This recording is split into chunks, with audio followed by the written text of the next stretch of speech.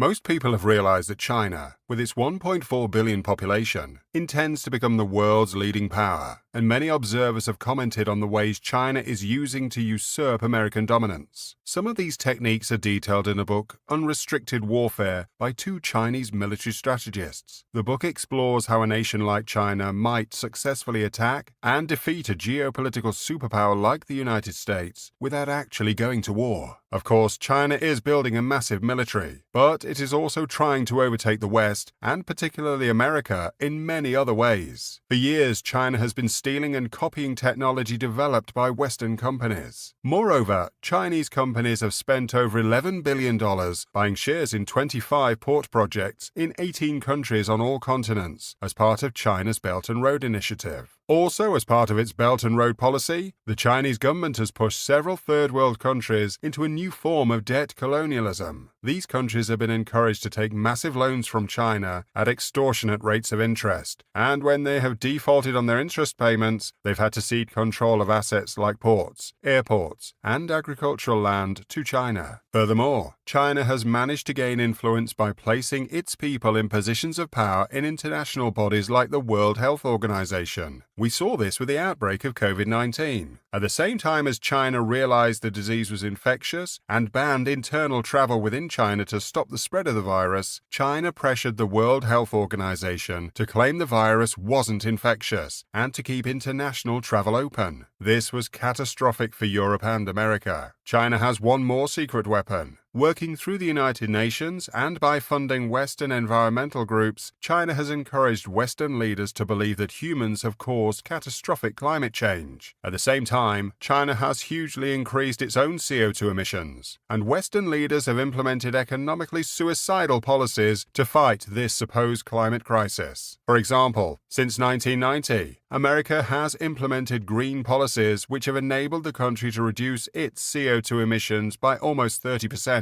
At the same time, America's share of world GDP has fallen from 32% to just below 20%. The European Union has also cut its CO2 emissions by about 30%. Over the same period, the European Union's share of world GDP has almost halved from 28% to just under 15%. Politicians in these countries like to boast about how their policies are reducing their country's CO2 emissions as they fight the imaginary demons of man-made climate change. But all these countries have done is to replace cheap, reliable fossil fuel energy from coal, oil, and gas with expensive, intermittent, and unreliable, supposedly renewable energy from wind and solar. This has resulted in energy costs in America being 3 times as expensive as energy costs in countries like India and China, and energy in Europe being 4 times as expensive as in India and China. So many companies, especially those in energy-intensive industries, have closed their plants in countries where energy is expensive and moved production and jobs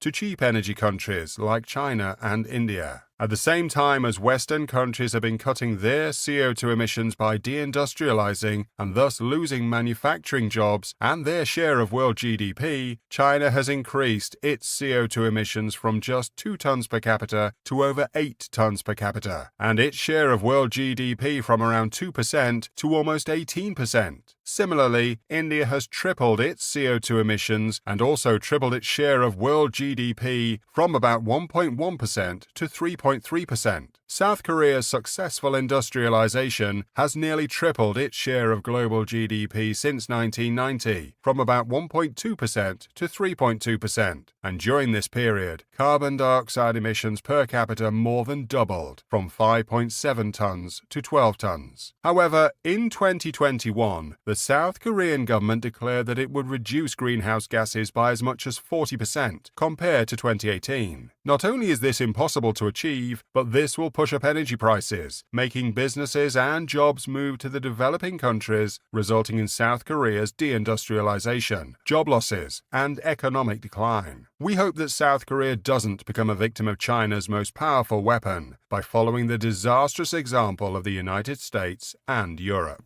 Our book, Climate Apocalypse: The Greatest Scam in Human History, is available now.